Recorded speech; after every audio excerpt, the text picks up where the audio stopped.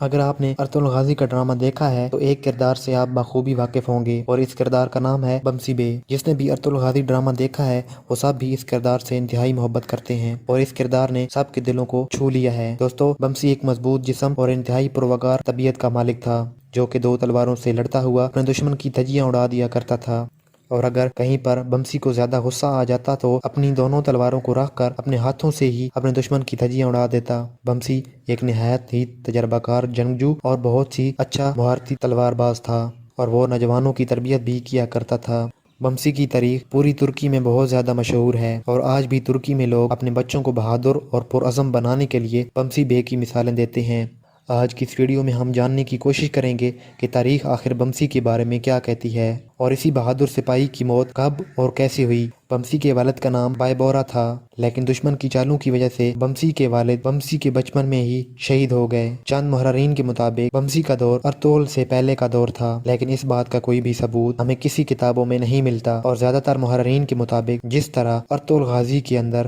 بمسی کے کردار کو دکھایا گیا ہے، بالکل اسی طرح بمسی ارطغرل غازی اور ترگت کے انتہائی قریبی دوست اور ان کی فوج کے سپہ سالار تھے۔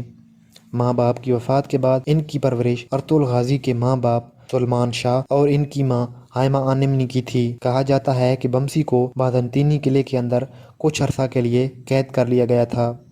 اور اسی دوران ان کو ایک بازنطینی لڑکی سے محبت ہو گئی تھی، اور قید سے رہائی کے بعد آپ نے اسی لڑکی سے شادی کر لی۔ لڑکی کا نام ہلینا تھا،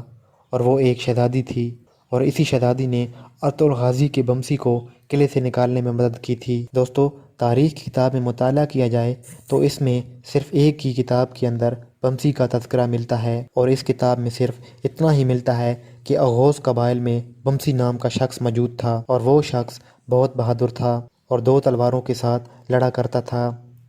بمسی ارطغرل غازی کے ساتھ ساتھ ان کے بیٹے عثمان غازی کے ساتھ بھی کئی جنگوں میں شامل ہوئے تھے، اور بمسی نے عثمان غازی کے دور میں ہی وفات پائی تھی۔ بمسی نے ترکی کے شہر اناطولیہ میں وفات پائی،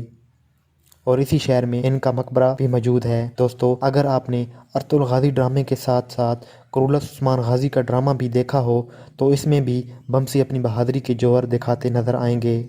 ان 2 ڈراموں کے آنے سے پہلے بمسی کو لوگ پہلے نہیں جانتے تھے،